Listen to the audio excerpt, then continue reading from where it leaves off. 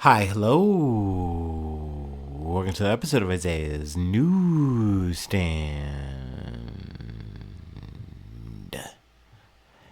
It's your host, Isaiah Edwards.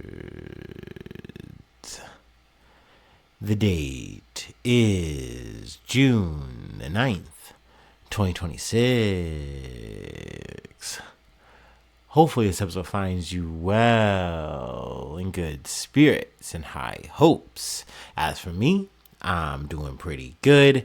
Happy Tuesday, everyone. Hopefully today was bangers. Hopefully today was mashed for you. For mine, it was a good day.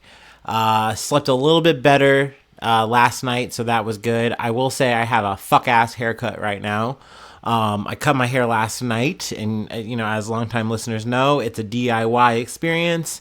And I think because I just ate like a really spicy chicken and rice bowl situation, and it was really hot, like just last night, like I was just sweating a lot. Cutting my hair was just miserable. Like because I was so sweaty, like the hair was just sticking to the scalp, and it was just not moving off the clippers.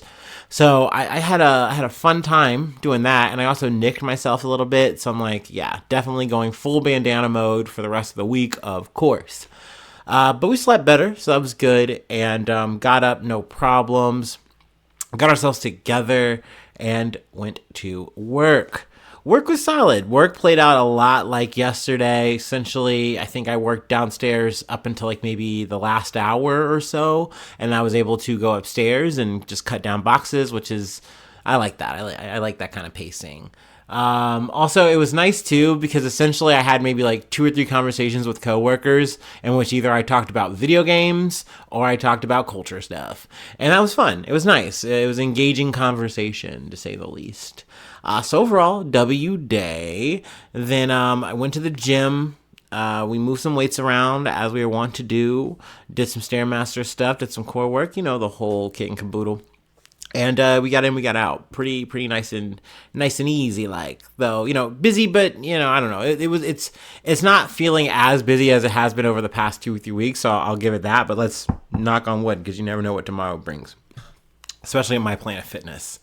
But let's see. After the old gym, we got ourselves home, had a bit of a stretch, had some snackies, and then we did some research. So here we are, ready to yap about some news.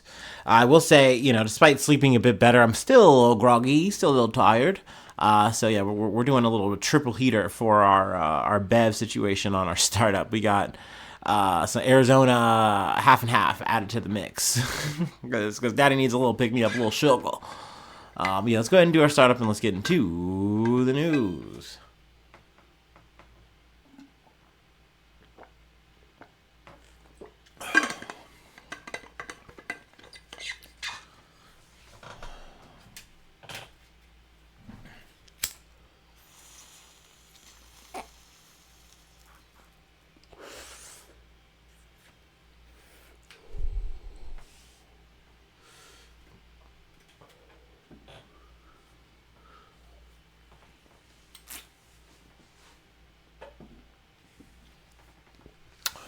All right. First story comes from the BBC. Israeli airstrikes hit Lebanese city of Tyre despite Iranian warning to stop attacks. Israel has carried out strikes across southern Lebanon despite a warning from Iran not to continue attacks in the country. The Lebanese health ministry said 8 people were killed in Tyre, where the Israeli military issued a new order for residents to leave the southern city, including its Christian quarter, for the first time. I also believe that 32 people were injured as well. Israel and Iran paused hostilities on Monday after an Israeli strike on Beirut targeting the Iranian-backed armed group Hezbollah triggered their first exchange of fire since the truce in April. Iran warned that it could hit Israel again if it did not stop attacks in Lebanon, but Israel vowed to continue its campaign against Hezbollah. The conflict is complicating President Donald Trump's effort to strike a deal to end the war between U.S., Israel, and Iran. Lebanese media reported that an Israeli air and artillery strike across southern Lebanon killed at least 13 people on Tuesday. So yeah, obviously it's unfortunate to hear, yet again, like you say you you hear that there's a stopping and you go, okay, that's great. Maybe there would be at least an actual moment of peace, a moment of respite. No, it essentially, you look into the details of it. The strikes are more or less an ongoing, continuing thing. And Israel will, issue their reasons or whatever, and Donald Trump will say, hey, that's fine, it's okay, we're just actually getting there, don't worry about it, we're talking, everything's good, all the relationships are working, blah, blah, blah, blah, blah. But meanwhile, people are still continuing to die. So it's obviously very frustrating. And I mean, you could just look at the, which we're going to get into our next article. The situation in Iran is still just as tense, just as strife. Shit's still going off. Shit's still popping off, despite the fact that it's like, no, we're working towards a peace fucking deal. Like, it's all vaporware. It's all fucking bullshit. But let's move on. Hit our next point, next bump, whatever, I don't know. CBS News. U.S. Apache helicopter shot down by Iran, Trump says. Crew rescued by sea drone. An Apache helicopter that crashed into the sea on Monday was shot down by Iran while patrolling over the Strait of Hormuz, President Trump said Tuesday, vowing to respond to this attack. There were 2 pilots involved. Both are safe and uninjured, Mr. Trump wrote. Nevertheless, the United States must, of necessity, respond to this attack. Later Tuesday, U.S. Central Command said the U.S. military began launching self-defense strikes on Iran at 5 p.m. Eastern Time in response to the downing of the Apache. The mission is a proportional response to the unjustified Iranian aggression, CENTCOM said on social media. 2 U.S. officials told CBS News initial reports indicate an Iranian drone apparently took down the Apache helicopter. One of the officials says it's not clear if the drone deliberately attacked the helicopter. 2 sources familiar with the incident later confirmed to CBS News that an armed Iranian Shahed drone struck the Apache helicopter overnight. 2 crew members were rescued by a sea drone in the first such operation ever carried out by the U.S. military, officials told CBS News. Now, when I initially heard sea drone, I was like, oh, wow. This is some crazy new technology. Oh, wow, this kind of sounds really intense. And I looked it up, and I was initially like, okay, well, it could be any of these things. So I tried to get as specific as I could. And I think the thing I found was essentially just a boat, like an unmanned boat, which, don't get me wrong, that is interesting. It is pretty cool that the technology on that has gotten so good that you can now RC a boat into a war zone and extract people. They essentially got on the boat, I think, and then were taken away, and then they got another helicopter, and that got them, and they were extracted. So, yay, another safe recovery. Things are going so well. Let's not even talk about how expensive that fucking helicopter was and versus the drone that took it down. But I will say this, and then plus there's some shit in Ukraine, which I haven't really talked about, just because, I don't know, not to say like, oh, that war front is boring. Like, obviously people are dying and that's upsetting. But it really has, seemingly, the conversation has just gotten down to, we're talking Russian body counts, and then how good Ukraine has gotten with their drone warfare. And it's like, I mean, okay, but still, this shit is not changing. This shit is not moving. It seems like peace talks are completely blown out of the water. That's a non-starter. I think that Putin was doing some economic forum thing. He's trying to tout the successes of Russia, but meanwhile, they're doing like a drone, like Ukraine is doing like a drone strike, like right in the backyard of that shit. Like you could see it from that summit.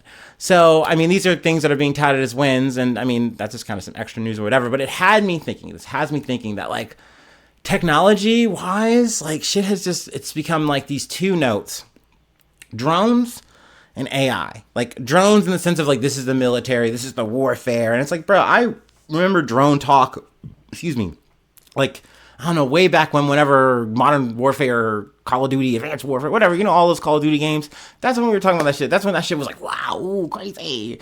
But like, that's all we're doing really there, killing people with these like one-way drones or drones with missile attached or drones with fucking guns. Like, it's like, all right, that's great. And then we just have shitty ass fucking AI and just bloated fucking draining ass data centers. Like this is the future that we're living in. It's very like worst Metal Gear timeline ever, and I hate that for us. But yeah, I mean, moving back to this, I mean, yeah, the 2 soldiers were rescued. Where does this leave the situation? Well, we're still talking peace. We're still talking there's going to be a ceasefire maybe, but it's like these motherfuckers are just seemingly talking past each other at this point. And I do believe that, Iran is taking it seriously on their end, but essentially it's like they don't want to capitulate too much to Donald Trump. They're like, no, and we don't have to. We're just not gonna. At the end of the day, you guys fucking started this shit, and now what? We have to, make concessions that are worse for us when clearly you need us to open up the strait? No, we're not gonna fucking do that. So that shit's just seemingly at a standstill, and I guess Trump is just okay with that. He's just okay with just, talking us through this. And, actually the gas stuff's not that bad. What war? This is military exercises, which sounded a lot like how fucking Vladimir Putin was fucking describing the Russia-Ukraine war, which I find that, cute. But the beat goes on, war, it never fucking changes, I guess is what I'm getting at here for TDLR. I don't fucking know. Anyway, let's move on. We got another serious stories, as is most of our fucking shit. Oh man, I was tempted. I wanted to talk about some bears in Japan. They're so smart. Bears are so crafty. They are crafty for as big and lethal as they are. Bears should not be able to hide and dodge tranquilizer darts and open doors. Okay, that's all I'm saying. Maybe if I get around to it later in the week, I would love to maybe cover that story or some shit. But please look up these devious bears in Japan. Anyway, I say that, and then I hopefully I hear update they killed someone, because I have seen those kind of bear stories. But anyway, I'm on a tangent. Let me take a water break and let's get into this story from NBC News. This isn't a fun one. Carmelo Anthony found guilty of murder in Texas high school stabbing. Let me take a water break.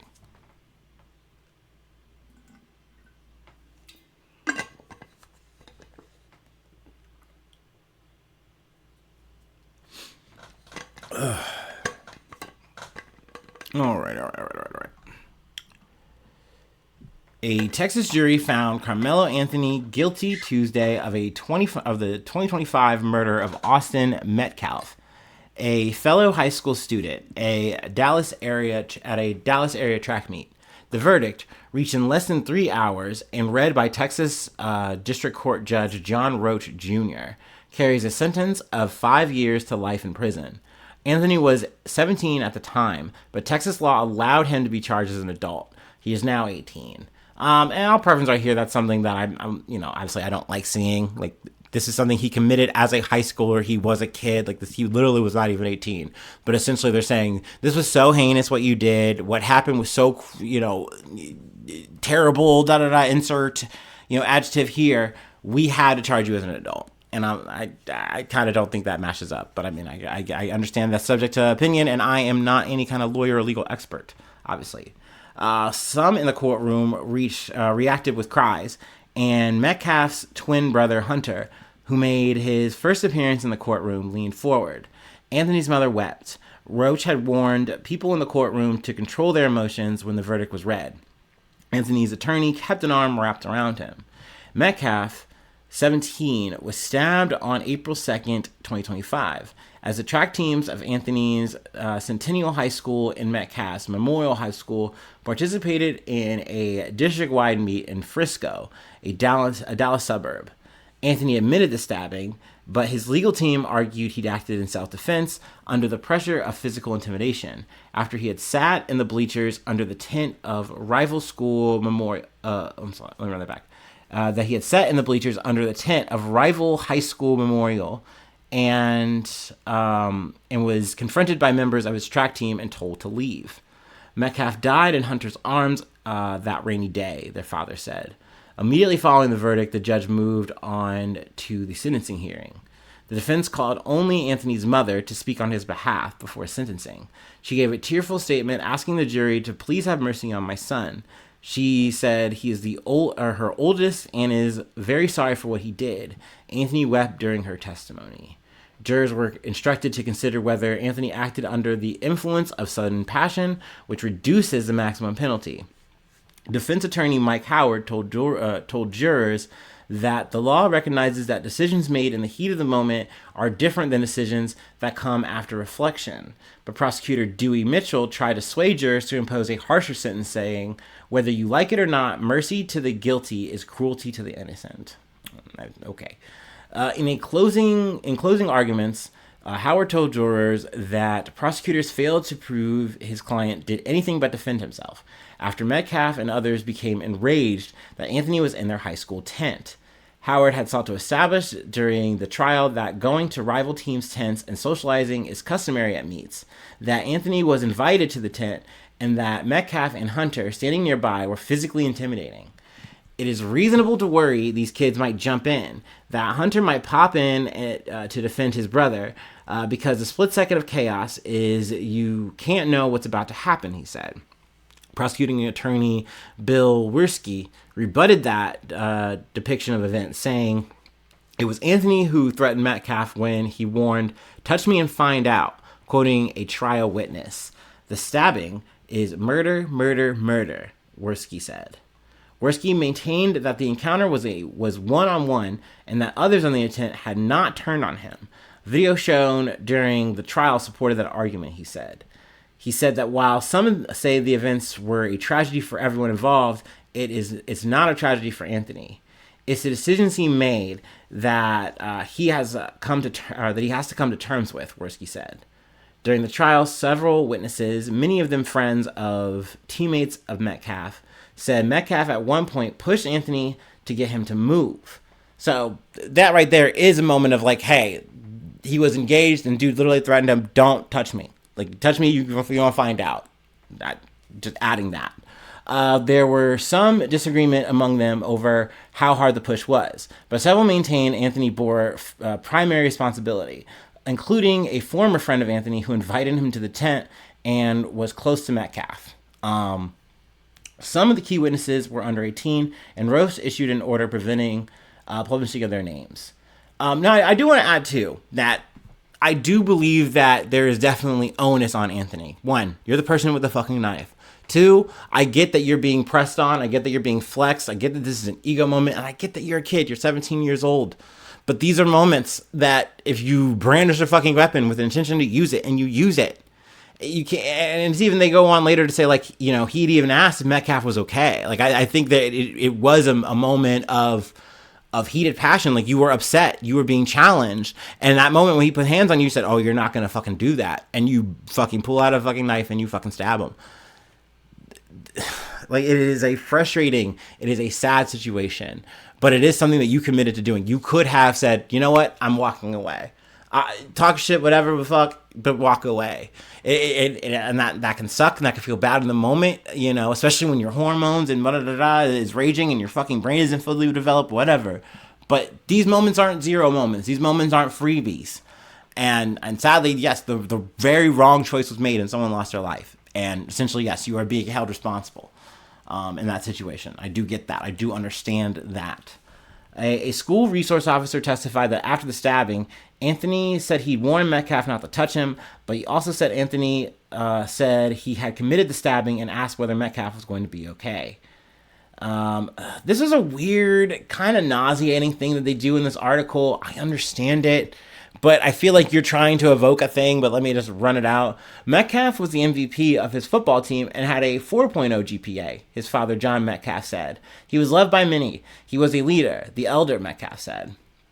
Anthony had a 3.7 GPA going into his last weeks of the school year in 2025. I don't know how relevant it is to compare or, you know, talk about their GPAs as if that shows some kind of merit or worth or whatever in the situation. I don't see how it bears any kind of onus in the situation at hand. That's just me. That's how I'm taking it, and it made me go, oh, okay, that's a choice. That's a choice in how you chose to cover it. But adding on, because this was the thing that got me onto the story. I can't recall, though, if I've talked about this story at all, or this is the first time I'm talking about it on the podcast. But I kind of knew from this discourse that we're about to get into on this part of it that I was like, I probably should cover this at some fucking point, even though I knew it was going to be like, upsetting. He posted a $250,000 bond and was placed under house arrest. He was permitted to graduate under an agreement between advocates and the Frisco Independent School District, according to the station. And people were very upset about that. People were very up in arms. It became like a culture war kind of conversation fucking point. And I mean, there are cases I've covered like this. There are cases that I haven't quite yet. Like for instance, this is just one kind of plucking out of the wild that maybe one day I'll get to. But Chud the Builder, great fucking name, I guess. You know, there are people GoFunding a fucking racist to get out of jail, and it's like, brother, that dude shot at a guy. And it's like, you can get into the reasons and debate all that fucking discourse about blah blah blah blah blah.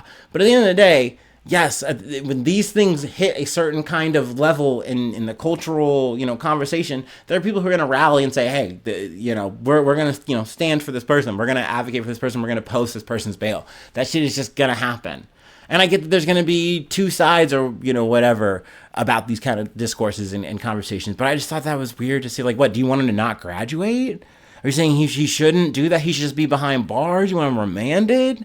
Like, once again, I don't think at any given point there that they're looking at the situation anymore. They're just saying, this white boy died and that black boy killed him and he should be put away. Like, that is the vibe I'm getting. And you can say I'm wrong. You can say that's highly speculative. That is your own fucking bias, Isaiah. Shut the fuck up. By all means, okay. But that is just how that shit, this shit has felt the entire time. Every time I've come to the story to read it and learn more about it.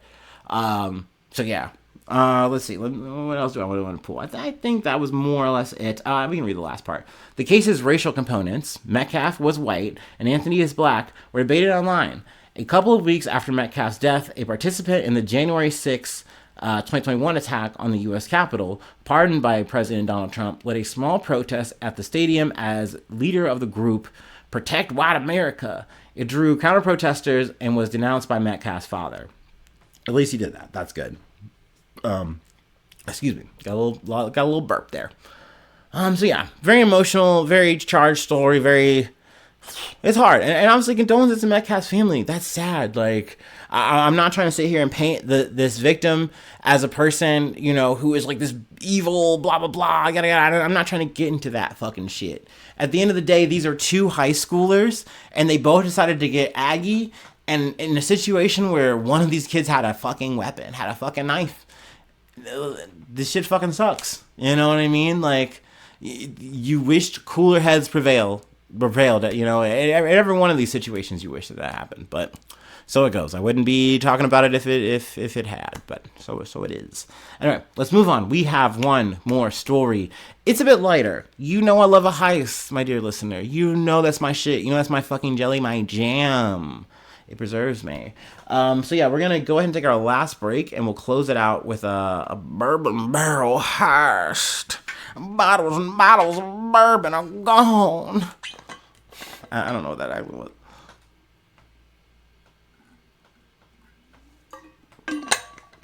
Some kind of shitty southern thing. Oh, I declare. Oh, the bourbon. Actually, that would be me. I would be very sad to know that, like, my bourbon was gone. But, I mean, no one's stealing Ezra Brooks. No one's stealing that bullshit. I know that.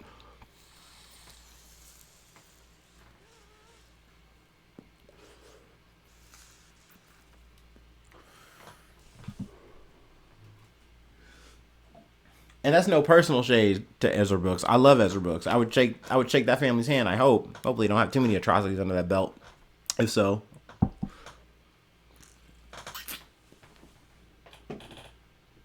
Oh.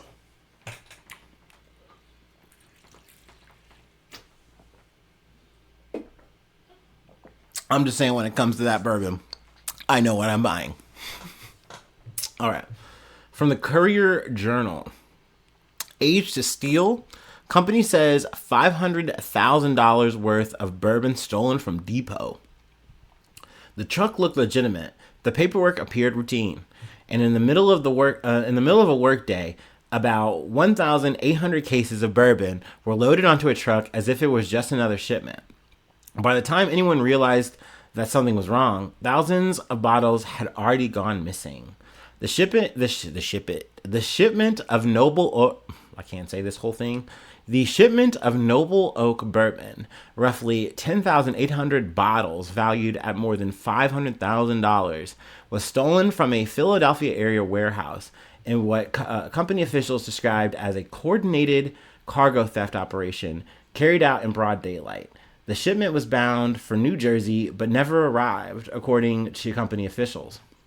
Mark Newman, CEO of Apogee 21 Holdings Incorporated, the parent company of A21 Wine and Spirits, said the shipment had just been bottled and was sent to a Philadelphia logistics facility when a truck arrived to pick it up. In a news release, the company said the theft occurred at about 1 p.m. To 3 p.m. Eastern Time on June 5th. And I was glad that they said the time on this, because I was literally second guessing myself up until that point of like, did I cover this story before? Because I want to say relatively maybe a year or so ago, or maybe we've covered different ones of these, and they get into them at the end of the article. We'll see, giving time before I get into them, of like other heists that were very similar to this. And it kind of illustrates that either maybe this might be all related, like maybe one big ring, or just maybe there's a couple or several like actual like high professional like operations going on to like secure the bag, so to speak, and like jack these like, you know, alcohol brands of their fucking, you know, either their bourbon, or let's say, you know, they cover this too, the Kit Kat story, you know, from fucking Nestle, them getting fucking jacked up, you know, the whole fucking truck just, whoop, we got it, it's taking it.